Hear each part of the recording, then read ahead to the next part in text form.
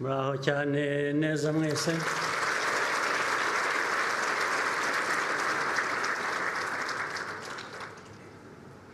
Ndishimye kubona umwanya kuri uyu mugoroba duhurira hano. Ngira ngo batubwiye ko mwagize ibiganiro byiza guhera ejo n'uyu munsi. Nagira ngo mbibashimire, nagira ngo nshimire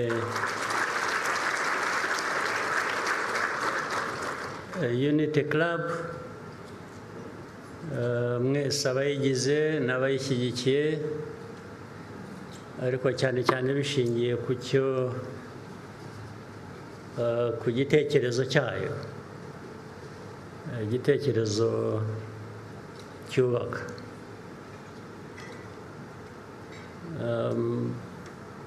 Urebye rero ko muri hano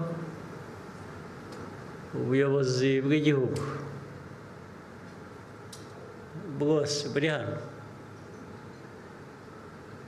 niba ko turi aha harimo ukora imirimo ye isanzwe, yageraho akumva ko hari abandi batari muri twe bashobora kutugoboka mu byo dushinzwe, ibyo dukwiriye kuba dukora kugira ngo bikunde, ngira ngo yaba yibeshye. Ubwo rero ndumva ko twese turi hano, niyo mpamvu nibwira ko ari byiza kubona umwanya kuganira namwe. Nta disikuru ndi busome, kuko ngiye gusoma disikuru naba mbabeshya kandi nanjye naba nibeshye.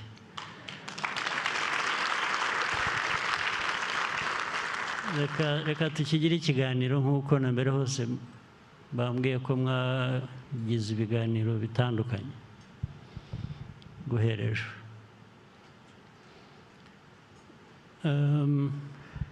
Muze rero ndaza kuvuga ku Rwanda kuko ni cyo cya mbere dushinzwe, nicyo kitureba, turi Abanyarwanda, ni igihugu cyacu, niho duhera. Hanyuma ndaza kugera no nta gihugu kibaho nk'ikirwa cyonyine, igihugu kibaho kikabana n'ibindi, nabyo ndaza kubigeraho mpereye ku ntara yacu ya Afurika, ariko ndahera ku Rwanda. nka bya bindi jya kurisha nyine ihera ku rugo, ndahera ku rugo. Ngira ngo muzi hari ikintu bavuga, ndakuvuga mu rurimi rw'amahanga, baravuga ngo it's not the dog in the fight, it's the fight in the dog. Turi abantu tuvuga ko hari ibyo duhagarariye igihugu cyacu.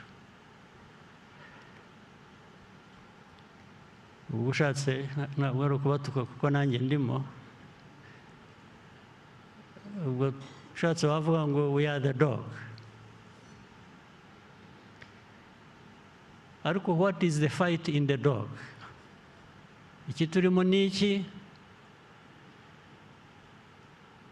gituma duhangana n'ibibazo bya buri munsi kugira ngo igihugu cyacu gitere imbere? Kuko ntabwo twaberaho ubusa, turi abayobozi. Nabivuze ko hano hari abayobozi, twese turi hano b'iki gihugu, turi abayobozi ngo tugire dute cyangwa tugira dute. Ariko nagira ngo nibutse ko ibi byose mvuga ndabihera ku byangombwa bya ndi Umunyarwanda, igitekerezo ngenga, cyo kubaho kwacu. Mushaka kubaho? Mushaka kubaho mute? Ari ukubaho mwarihebye, muri aho muzi ko hari abandi bazabagoboka, ndetse muzarebe iteka niyo tuvuga buri muntu gukora ikintu akavuga ngo ngiye kugerageza. Kugerageza ni nk'aho wavuze ko bigoye ugiye kwitanga, wavuze gusa ugiye kubikora.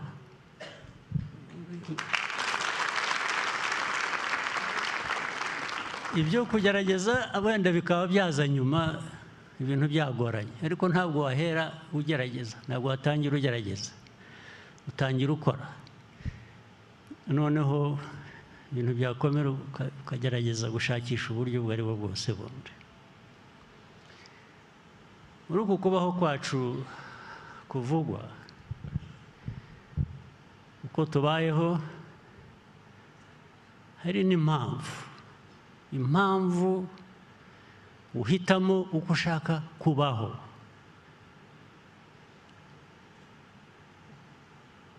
Ntabwo impamvu yawe yaba gukesha kubaho kwawe ubuzima cyangwa imibereho y'abandi, ngo uhora bateze amaso ko aribo bagomba kukubeshaho. Ariko bibaye n'ibyo, kuki utakwibaza se, kuki wowe wabatega amaso ngo ubeho, bo kuki batagutega amaso ariko ngo babeho? Cyangwa kuki buri wese atereba undi ngo amusangemo igishobora kumubeshaho, ariko nawe abikorera uwo nguwo cyangwa abandi? U Rwanda rwacu aho ruvuye, aho rugeze rwose, navuga ko bishingiye kuri mwebwe muri hano, ndetse n'Abanyarwanda muyobora nabo babigiramo uruhare, ibyo nta gushidikanya. Ariko iteka kugira ngo ibintu bigende neza kurusha, wajya wibaza utari ku jyewe giti cyanjye, uruhare rwanjye ruruhe, umusanzu wanjye ni uwuhe? Ntibibe ko ugendera gusa mu bandi ngo tubigezeho. Twabigezeho koko, twabigezeho ni twese, ariko ukareba ko utagendera ku bandi gusa, ahubwo nawe koko ubarimo, ufite uruhare, utanga umusanzu wawe. Ibyo ni ngombwa, nta kuntu wabica iruhande. Ariko mpereye aho ku Rwanda rwacu, ku buzima bwacu, ku mateka yacu, reka nyashyire muri rusange duhuriyeho n'abandi. Hari ikintu mpora nibaza, mbazwa buri munsi, nanjye mbaza abandi, ariko ntigisobanuke neza. Bigatuma rero umuntu ashobora kureba ngo burya muri ibyo byose dufitanye isano n'abandi, no mu mibereho yaba ishobora kuba itanashimishije cyane nk'uko bikwiye, kandi bishoboka ko byaba byiza ku buryo bukwiye. Ibyo mvuga ni iki? Uko twese turi hano, abantu bafite ubushobozi butandukanye ndetse no gushishoza bitandukanye. Ibyo ubundi ni byiza iyo bihuye, iyo bihujwe muri ubwo buryo butandukanye, bituma twese twatera imbere. Ariko rero ihurizo riri hano. U Rwanda, Afurika, mu myaka 50 ishize, ikaba ariho mpera no kwirwa njya kure cyane, 50, 60, twari turi hehe? Aho twari turi myaka 50 ishize, 60 ishize, urebye biri hafi gusa naho turi nyuma y'iyo myaka. Ndababwira impamvu. Ndababwira impamvu ntanga urugero rwacu nk'Abanyafurika, nk'Abanyarwanda, n'aho abandi bageze bari hanyuma cyangwa se basaga natwe muri iyo myaka 50 ishize cyangwa se 60. Ubu bakaba badukubye, nta nubwo navuga ngo ni inshuro ebyiri, sinavuga ngo ni 3, sinavuga ngo ni 10, badukubye inshuro 100, 100. Murabyumva?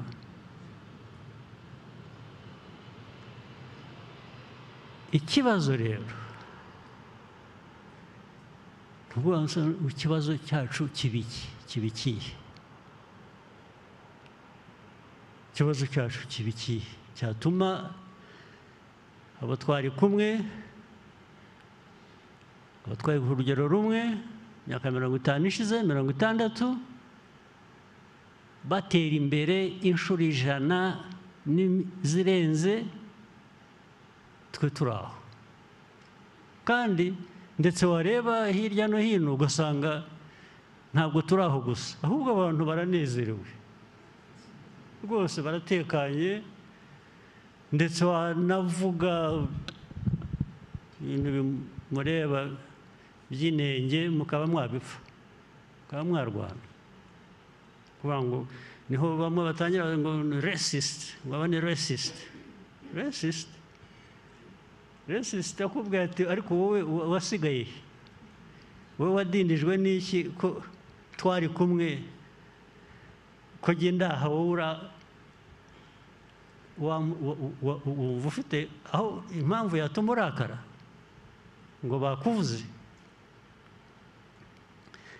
Ikibazo muri twe tugomba kugishakira umuti byanze bikunze, cyangwa se bikajya ku mugaragaro, bikemezwa ko hari umuvumo turimo, ndetse uko tubaye ariko dushaka kuba, ntitujyaho ngo duhimbe, ngo tubeshye. Kuko abantu bose bajyaho bakavuga ko bashaka gutera imbere, bashaka kuba neza, bashaka kugira. Niba ari byo, bikorere, kandi birashoboka, twabigeraho. Ariko umuntu navuga cyangwa nabaza impamvu nyuma y'imyaka 50, 60 twaba turaho dusabiriza baduhagaze hejuru, nimumbwire mu bice by'isi byose muzi, benshi hano ufite byinshi muzi, muzi amateka, muzi science, muzi ibintu byose, murabizi. Nimumwe urugero rw'igihugu cyakijijwe, abantu bakijijwe na NGOs. Mumwe urugero mumbwire muti tuwibagiwe, ugomba kuba wibagiwe, hari kanaka, hari ahangaha. cyangwa se mumbwire ngo hari uwakijijwe no gusabiriza kandi ukabona gusabiriza usabiriza ntabwo bimuteye isoni ahubwo ari entitled twe dusabiriza nk'abantu who are entitled kuvuga ngo gusabiriza n'usaba ndetse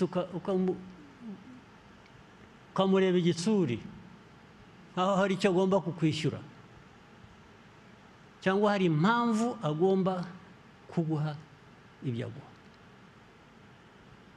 ibyo abayobozi twicaye hano tubyumva dute tubisobanura dute ikibazo ni iki icyo kibazo tutagisobanukiwe cyangwa tutahora dushakira umuti tugitekereza tukiganira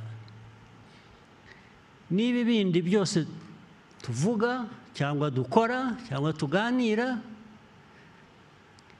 biba amagambo gusa cyangwa se bikuvana aha bikakugeza aha wagombaga kuba ugeze hariya ariko kubera ko ubusa ntacyo bugutwaye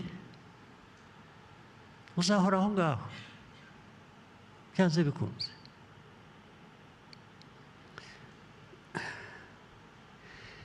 rero umuti wabyo ntabwo muraza kumfasha namwe mumfashe ku buryo butandukanye ubwa mbere mumbwira atari ko wowe uravuga ibiki ko tutanabyumva ibibazo byawe wumva ufite mu mutwe ko tutabifite munyereke impamvu rwose ndabakurikira ndabumva ndajya mu nzira yanyu cyangwa se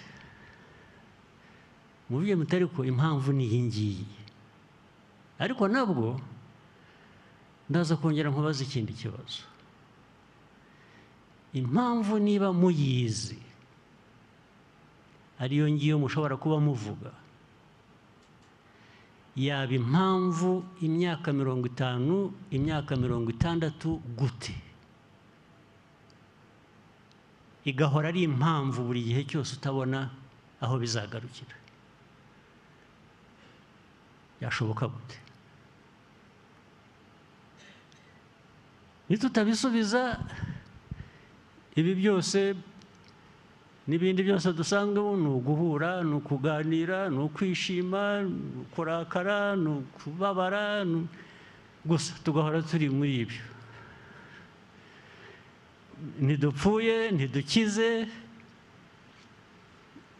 twibereyeho dutyo kandi tubayeho mu mutima wacu tukumva ko tubayeho neza ndetse yakomeza twageze ku ndunduro twashobewe tuti ni ibya Nyagasani tukabitura Imana iyo nzira tuzi kuyiyoboka rwose ibintu tukajyaho ni ubwo icyo bivuga ni ukuvuga ngo wivanyeho responsibility wishyize ahandi hantu tutanazi cyangwa tutanabona kuko ntiwavuga ngo ni iyanjye cyangwa ni iya kanaka cyangwa ni iya kanaka kuriya niyo mpamvu rero uhita kuri twe rero dufite iby'umwihariko nk'abanyarwanda ni Nahimana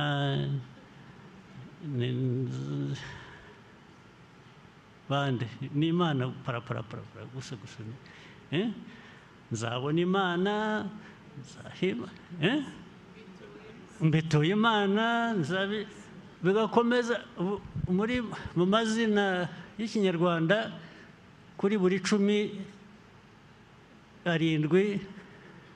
ni aha Nyagasani ni aha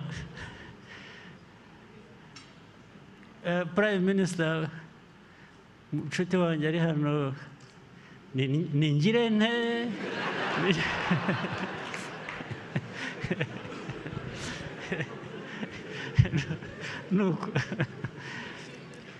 ibyo hari ubwo bibwira ngo byabaye kera cya gihe abantu batarajijuka neza. Ariko n'ubu umwana wawe aravuka ukamwita nzagirane, nzakugirane, cyangwa nkuragije Imana, cyangwa burya ibyo byerekana mentality. Yes, wowe ni nkaho wivanyeho responsibility, wayigize iy'Imana. Ariko Imana yo, Imana turayigondoza. Imana yaraturemye, iduha ubwenge, iduha igihugu, ndetse twashaka tukagisenya, ariko warangiza ugasaba ko yongera ikaguha kongera kucyubaka. Yaraguhaye, wakoze ibyo ngibyo nk'uko rwose mumbwire iki turimo ni iki. Muze kumbabarira, nze kubaza abantu bamwe mumfashe, kuko abantu bamwe muzobereye mu bintu byinshi hano.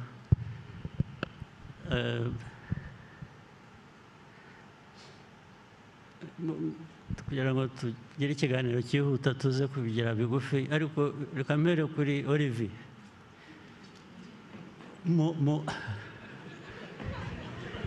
Ibyo nabyihoreye.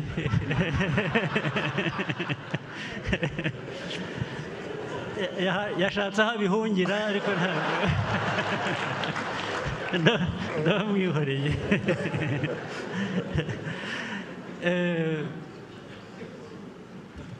Ahantu ujya hose, ibihugu byose ugiyemo, abantu uhuye nabo, mwe musanga ikibazo cyacu. Reka wenda mbivane ku Rwanda gusa mbigere bya Afurika. Abanyafurika ikibazo dufite ni iki? Ni kamere, niko twaremwe, ni iki ikibazo? Impamvu abantu twari kumwe mu myaka 50 ishize ku rwego rumwe, 60, bo bagiye, twe tugasigara muri ni iki? Magambo make umbwira gusa, niba utanumva bigutwariye umwanya kubitekereza, nta kibazo, nta mwenda, uzaba ubimbwira, uzanyohereze message ubwire. Turasaze. Murakoze, Your Excellency.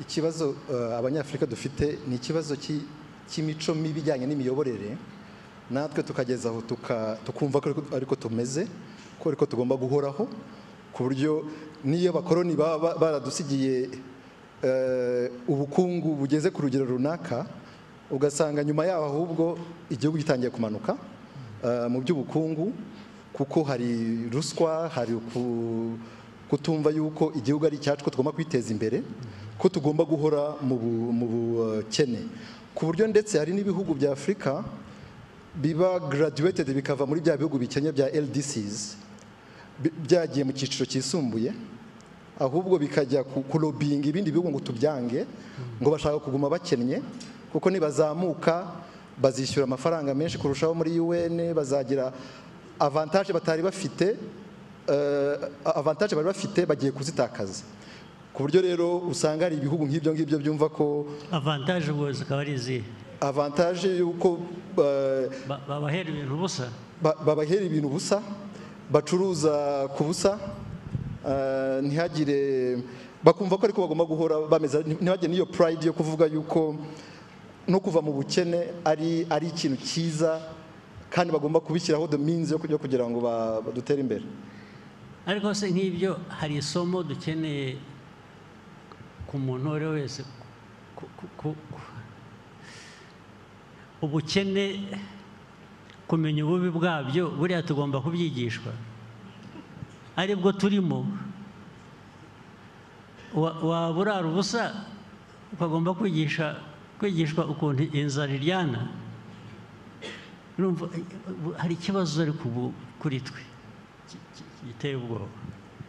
Okay, asante sana. Charles Murigande. nguheruka kera reka nawe wakoze muri foreign affairs wahuye n'abantu wabaye muri Amerika wabaye wanye n'Abanyafurika benshi n'Abanyaziya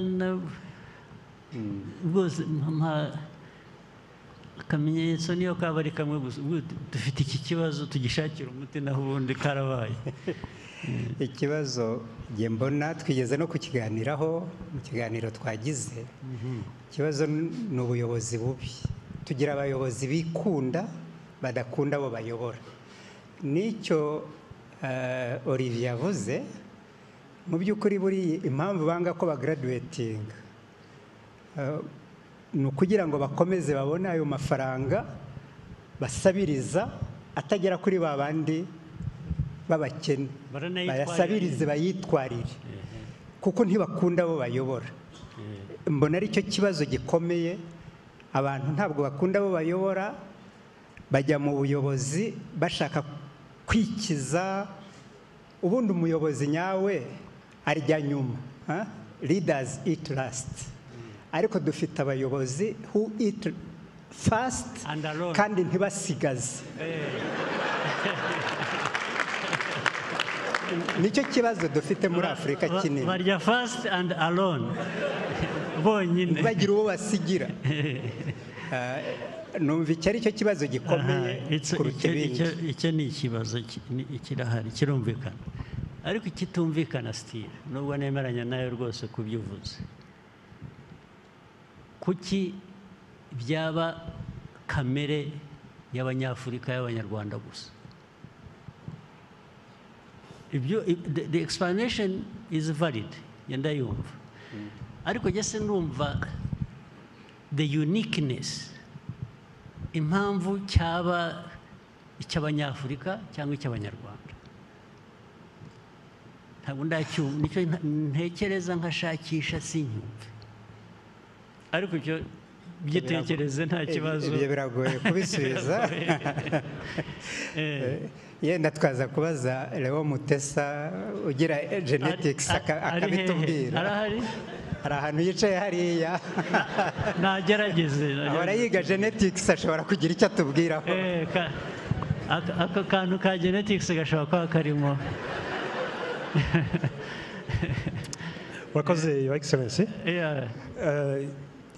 nibyo koko twese abantu ku isi abazungu n'Abanyarwanda n'Abanyafurika duhuza koko genes duhuza uturemangingo ndangasano ariko uburyo habaho expression cyangwa se uburyo bitanga icyo bijyanye ko bitanga biratandukana ku bigendanye n'ikibazo koko nk'uko mwakibazaga biragoye kubihuza na gene ahubwo hazamo n'ikintu cyitwa environment cyangwa se uburyo umuntu abayemo aho abantu babaye nibyo twahoze tunavuga mu kanya byitwa epigenetics hari ibyo utavukana ukabigirwa nuko ubaye muri environment none bigatanga icyo nature and nurture yes ariko still nabwo there is a question around that hari ikibazo kuri ibyo environment tubayemo ubundi should spoil us yarikuye kuba the environment ntabwo it's not so challenging you can see it the other whichever way mvuge nk'u Rwanda amateka tunyuzemo hardships tubonye ibi byose byatubayeho ubundi those hardships should have taught us a lesson kuba ngo duhaguruke you have to survive hari instinct ya survival yes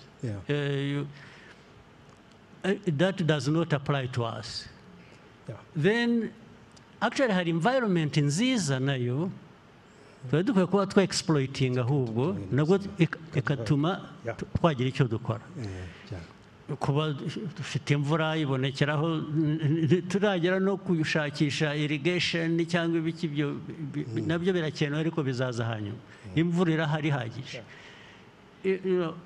hari byinshi nk'Abanyafurika abandi bo ubutaka bwuzuye ubukungu ahubwo abandi baraza bakiyorera bagatwara. Ukumva rero environment nayo imibereho yacu vis-a-vis environment defeats logic. Niho ikibazo kibera ingutu. Now, whichever way you look at it, niba ari environment ku buryo zitandukanye zishaping abantu, actually environments dufite zitandukanye zikwiye kuba zidushapinga one way or the other. In fact, nitwe dufite choices nyinshi zo guhitamo, ibintu byo guhitamo byinshi kurusha n'abandi. Ariko nabyo turanga tukabinanira. Ni ikibazo ibya genes tubishyira iruhande ibyiki, ariko harimo ka dozi kabyo nako. I don't want to rule it out. That's a discussion for another time. Ndacyashakisha imyumvire real ni iyihe. Hari abanyamadini bari hano badufasha, abapasitori hano cyangwa abapadiri cyangwa dufashe tuvungurireho n'agake nibura baba bafite. Ikibazo cyacu kiba ikihe? Kibaye cy'amasengesho gusa. Twisengere tutegereze icyo Imana izaduha, nuko murakoze nyakubahwa Perezida wa Repubulika. Gusenga ni byiza ariko bijyana no gukora. Ikibazo rero mbona kiri muri Afurika utabona muri Aziya cyangwa ahandi, mbona ari uko abakoloni batwambuye iki tugize icyo twari cyo, natwe turabyemera. Icyo gihe rero nibo banyumvishije ko ntari umuntu wuzuye nkabyemera, nzajya mu bitekerezo bye antekerereze, amfatira ingamba, nkora ibyo ashaka, ninshaka gukora byanjye bavuge ko bituzuye nanjye mbyemere. Nabyo ni byo nyine, nibyo rwose. Ariko twemerera iki? Nicyo ntarumva jewe. Twemera dute? Kandi tukemera twese, kuko turatandukanye. Ibyo navugaga, turi abantu batandukanye bafite ubushobozi butandukanye, bafite imyumvire. Ubundi iyo tubihuje bikwiye kutuviramo igisubizo cy'ibintu bimwe. Twese twahurira ku kwemera uko batwangije gute, twabihuriraho dute? Rwose mumbwire, twabihuriraho dute ku buryo tubyemera? Baraturimbuye, baratwishe, turemera. Okay. Nabyo bifiteho bishingiye. Sinzi, asante sana. Sinzi niba hari undi wadufasha. Inde? Ariko kindi rero navuze kudufasha, navuze ukuntu dutandukanye, niba ari n'amadini dufite atandukanye, niba ari uburezi, education bitandukanye, kandi birimo ibintu bundi bizima. Ariko hari n'ikindi ntakwiye kwibagirwa, hanyuma nkaguha ijambo. Ubu bisigaye ari abakuru, abasaza nkatwe, ari abato, nabo ugasanga ni inzira imwe. Ibyo byo ni ibiki? Ubundi twahoze tugira ngo urubyiruko ruje rwo rurabitunganya, barangiza ubu noneho hagiyemo n'ibindi ntumenye rwose noneho n'icyo ari cyo. Dufashe. Murakoze nyakubahwa Perezida. Akeka ko ikibazo kiriho koko, ariko umuzi wacyo ni uko hari uko abantu badushatse bakanatugira natwe tukabyemera. Yes, ariko aho niho ntarumva. Numva rero aho ngaho kugira ngo ari Nsengimana ari jye kwanza n'uwasenze Imana arasa nkanjye utanayisenze. So byose ikibazo cyabaye iki? Ikibazo ni uko tutemeye ibya mbere y'uko batugira, kuko ntabwo twahoze tumeze dutyo. Twese twanyoye, baduhaye, baradutamitse twese tugendera. Oya, ikibazo ni iki? Numva njye, kandi niyo mpamvu n'u Rwanda rutangaza, ni uko igihe cyageze mu Rwanda tukavuga ngo oya, dufite n'ibyo se ndabyemera. Yego, wenda ntibiragera mu icumi abavuga ngo ya ni 3. Ariko niyo nzira. Ariko kubera iki? Erega iyo nzira hari impamvu. Impamvu za mbere ni uko twibwira yuko bariya hari ibyo bafite baturusha kandi tudashobora kugeraho. Urabigira ikintu kiri aho kiri complicated ngo batugira cyangwa twibwira. No, ni mwebwe nyine. Sobanura, wowe urinda kubyemerera iki? Aho rero numva nge dufite imbaraga ubundi, buri muntu, ariko noneho igihugu n'abaturage b'igihugu bishyizemo imbaraga bafite n'ubundi, bakavuga ngo ibyo ndabyanze. Bishyizemo imbaraga, iyo ni theory. Ndavuga bate. So let's talk about how and ni ukuhaguruka ukarwanya bya bindi. Ni uguhaguruka ukabirwanya. Noneho ukiyemeza yuko n'ubundi ntawe wakugira, ugomba kwigira. Ugomba kwigira kuko bigomba gutwara imyaka ingahe kugira ngo tubyumve? Ubundi bigomba kwihuta. Iyo wabyumvise birihuta. Okay. Dr. Biruta, wadufasha? Give us your take on that. Murakoze, Your Excellency. Ntabwo nzi neza niba ngiye kubafasha, kuko kuva mwatangira iki kiganiro nakomeje kuzenguruka ndeba Afurika, ahubwo nkabona ko nyuma y'imyaka 60, 70, n'uyu munsi turacyavuga ngo abakoloni batugize ibi n'ibi. Ndetse ukabona n'ibihugu bimwe wenda bitasigaranye ibibazo nk'ibyo twagize mu Rwanda, abakoloni badusigiye by'amacakubiri n'ibindi, ahubwo uyu munsi ukabona barimo baraganayo.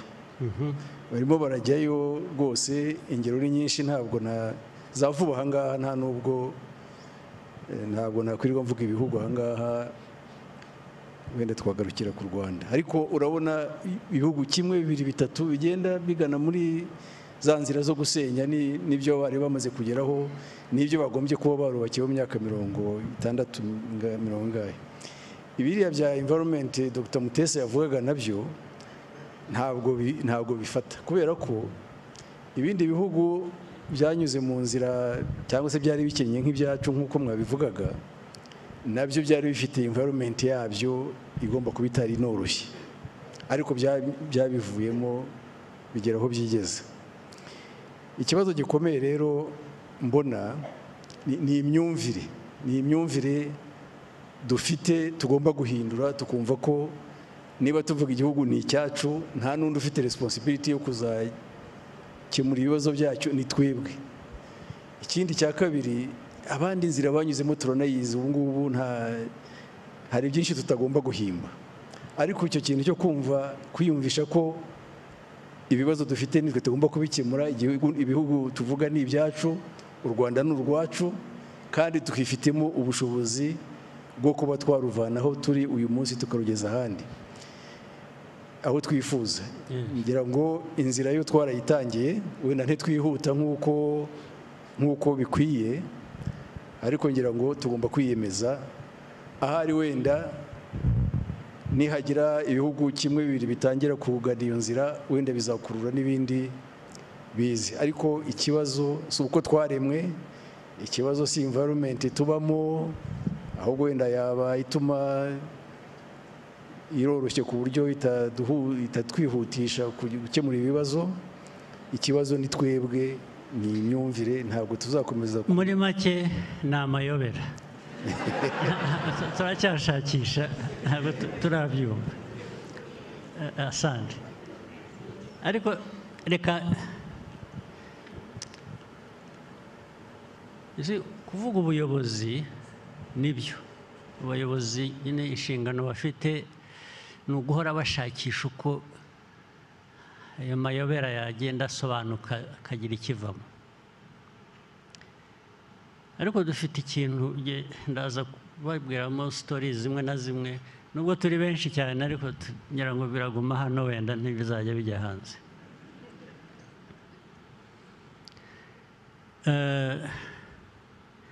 tuvuge nk'aho u Rwanda, ndatanga urugero rw'igihugu cyacu, aho tuvuye muri iyi myaka 31 ishize, aho twagiye tubaho n'ibintu byinshi. ubundi intambara zagiye ziba, uko igihugu cyagiye cyubakwa, noneho ugasanga no muri twe twari tuyoboye iyi struggle n'abayirimo bose, n'iki ngira ngo hari aho abantu bagera bakumva batikorera, bafite abandi bakorera.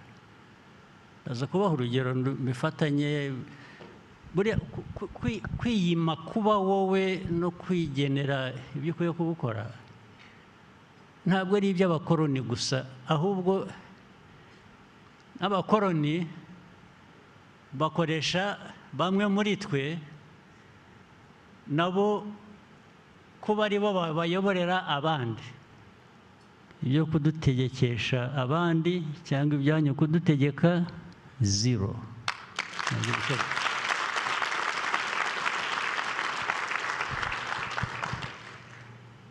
Now, ibyo rero ntabwo ari ibintu ukora umunsi umwe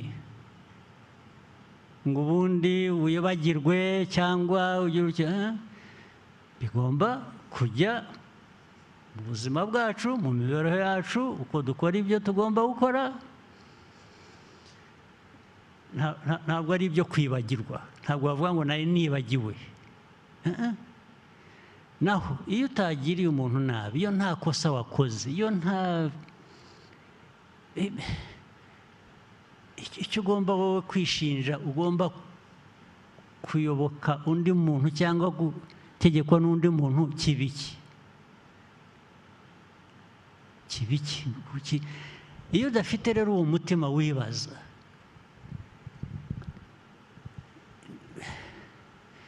your subconscious mind, your mind, iyo udafite kwibaza impamvu ngiye gukora iki, impamvu, inshingano ufite ni iyi ngiyi, iyo utabyibaza rero abanyafurika cyangwa abanyarwanda banza dufite icyo kibazo, turagifite pe, ku buryo ndetse icyo dushinzwe tukwiye kuba dukora twebwe bigeraho bigasa nk'aho hari undi utegereje wabikora atari wowe. ariko wategereza, wagira ute, bigufiteho ingaruka byanze bikunze. niho nahereye mvuga, wenda ingaruka zimwe kuri twe ntabwo zitubangamiye nk'uko abandi zibabangamiye, ariko mpora nibaza ubwo busumbane bw'abantu twebwe nk'u Rwanda, noneho no hagati yacu rero ariko uzi ko aya mateka y'u Rwanda tunyuzemo yacu nabwo ntabwo twigeze twibaza ariko turakorera ndi urasenya urica hanyuma uzabibazwa ninde ingaruka ibiyande ariko tukajya ugasa n'uhumirije ugashyira igitambaro ku maso tukagenda nabo hari imvugo kera nk'imyaka 40 ngira ngo ishize hari documentary narebaga ngo nasomye handitse bavuga ngo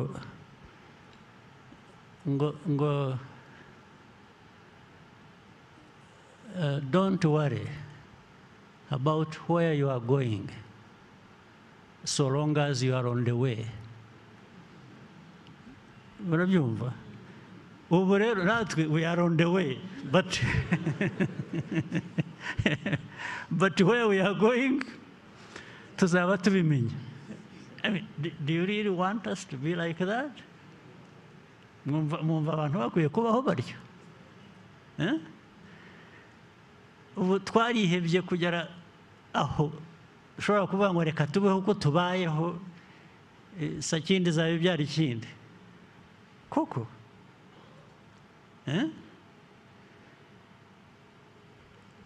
niyo mpamvu nk'abayobozi cyangwa iyo bitarimo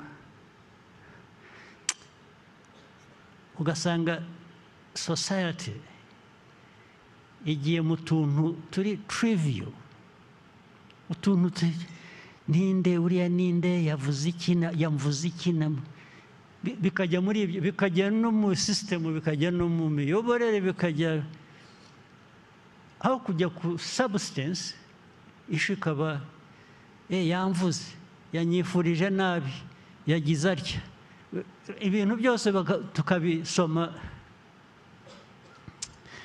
Reka ndangirize ku kintu kimwe numvaga nacyo ngomba kubabwira cyari kingambangamiye gato ariko cyerekana ukuntu pettiness kugira mu mutwe hatekereza hayoborwa n'utuntu dutoya gusa birandeba personally ariko ngiye naramenyereye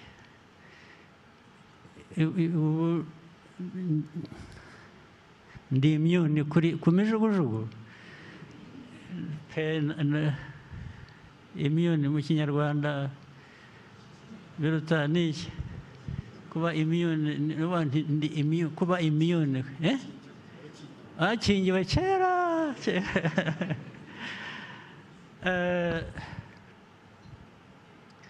ejo bundi nabonye ibintu bya za social media n'iki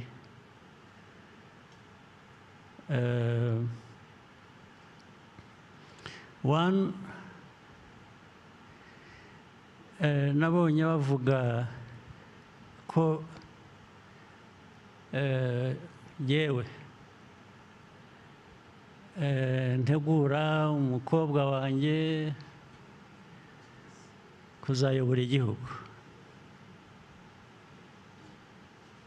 ariko jye uwanteguye ninde mbanze mbabaze rero hanyuma ariko ndababwira n'ibindi yewe wanteguye ninde ntabwo nateguwe na data ntabwo nateguwe na ni mwebwe kwanza mpora nababwira mwagezaho mukansezerera ngewe ko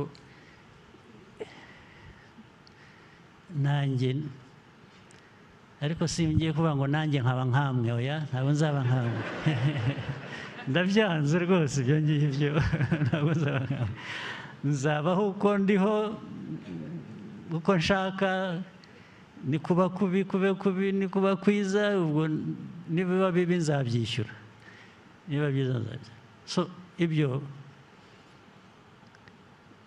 ariko nabitwaye layitiri, ariko kubera ko bindeba ndavuga nti reka nzabikoreho komenti gusa mu bantu mbe mbirangije. Ariko ikindi hari igihe ari umuryango wanjye, ari abana banjye, ni abanyarwanda nk'abandi,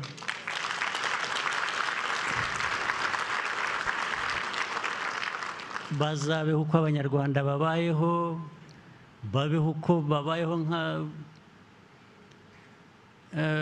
mu buryo bwa buri munsi. Buriya abana banjye babiri bamaze kujya mu gisirikare,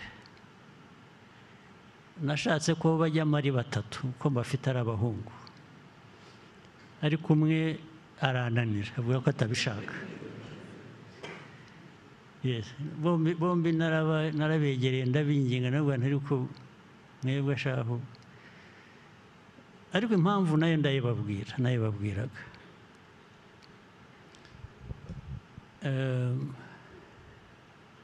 Mbaganirira amateka y'ibintu twanyuzemo n'abandi bose bakiri batoya n'iki gihugu cyacu, ntabwo ariko mwebwe uruhare rwanyu ruzaba uruhe? Maze nkahora nibuka, hari amateka nibuka y'umubyeyi umwe wazanyakivara ahantu muri Ankore abanyarwanda babaga.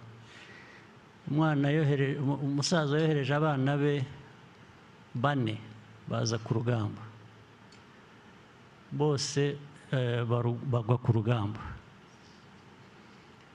Hanyuma baje kumubikira abana be, ahamagara uwa 5 wari usigaye, yari yashoye inka, yagiye agarutse aramuhamagara ati sha, ati bakuru bawe bakubwiye ko baguye ku rugamba. Umwana yari atarabimenya. Undi aramubwira ati rero kuva iyi saha fata inzira ugenda usanga abandi aho bakuru bawe baguye. Iyo story ndayibuka, iteka iza mu mutwe. Ubwo rero nabwiraga aba bana banjye, ndababwira ariko mwebwe aya mateka yose mpora mbabwira n'iki, bamwe narababwiraga bakiri batoya, umwe aza kumbwira ngo daddy, ngo ariko ngo those are horror stories. Niho kuvuga ngo ibyo bintu biteye ubwoba. So ariko uko bagenda bakura nkakomeza mbaha dozi. Okay, so bamaze gukura abahungu ndababwira 2 rwose bo barabikunda, barabishaka ko bazajyayo. Undi niwe wavuze yabigiyemo, ntabwo atari ko ntabwo bijyanye numva nshaka kumera. Ndavuga nti nawe kora ibyo ushaka, niba udashaka kubijyamo kora ibyo ushaka. Ntabwo ese bashaka gukora iki? Ati yewe, ati ndashaka gukora amafaranga. Ati nindagiza kwiga nzajya muri business. Arangije aranyurira, ngo mwebwe ngo n'abasore bandi barumuna be, ati kubera ko icyo gihe muzaba muri mu bindi, ati nzabatunga. Ati ndashaka kuzabatunga, ati reka njye muri ibyo, mwe mujye mu byo mushaka namwe. Ati tuzabona. So 2 bajya mu gisirikare, ndetse nabanje kubabuza, ndababwira ngo babanze bige, bari barangije degree ya mbere, babwira ngo bakore masters, hanyuma muzabone. Baravuga ngo ya mureka babanze bajye bakiri bato, twabwiwe ko mu gisirikare habamo no kwiga bati dushobora gukorera izo masters mu gisirikare ndabemerera kandi numvise wakurikira inzira nanyuzemo n'ubwo irimo ibibazo byinshi ntacyo byaba bitwaye so ariko rero icyo mvuga ni ukuvuga ngo nababwiraga ariko abana b'abandi twose twakuranye twarwanye ku rugamba n'iki namwe so kuvuga ngo umwana w'umunyarwanda uwo ari we wese harimo n'abanjye akwiye kuba icyo ashaka kuba agakora icyo ashaka kuba icyo mvuga rero ni uko uwo mukobwa ngo uzagira perezida ntabwo nagira umuntu perezida ntibibaho ntabwo byakunda wenda nawe ntanabishaka ibyo ubwo ni politiki iri aho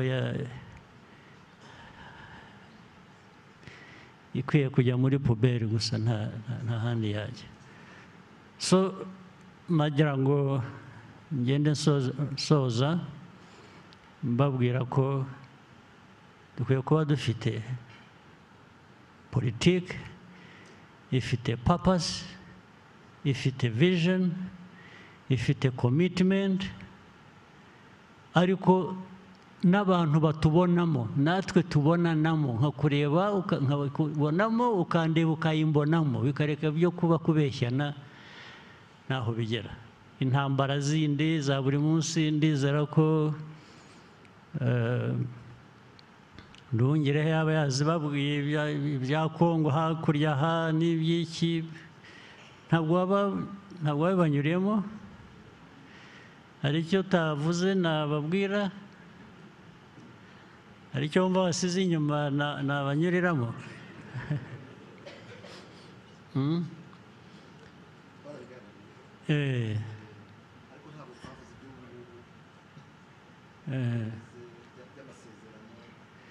nta by'amasezerano politike yabyo muri rusange niyo abantu bakwiye kumenya n'iby'amasezerano ni ibintu biri aho birimo uburiganya bwinshi n'iki ariko nizere ko wababwiye ko muri ibi byose dukora tuvuga tubana n'abandi turwana n'abandi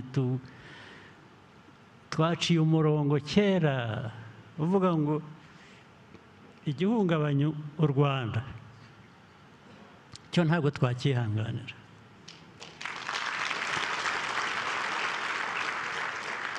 u Rwanda ubuzima bwacu ko dushaka kubaho is something we shall live for or die for so there are no two ways about it ibindi reka nzabivuga ubundi muzongere mugire indi nama vuba bidatinze cyane murakoze cyane rero muramuke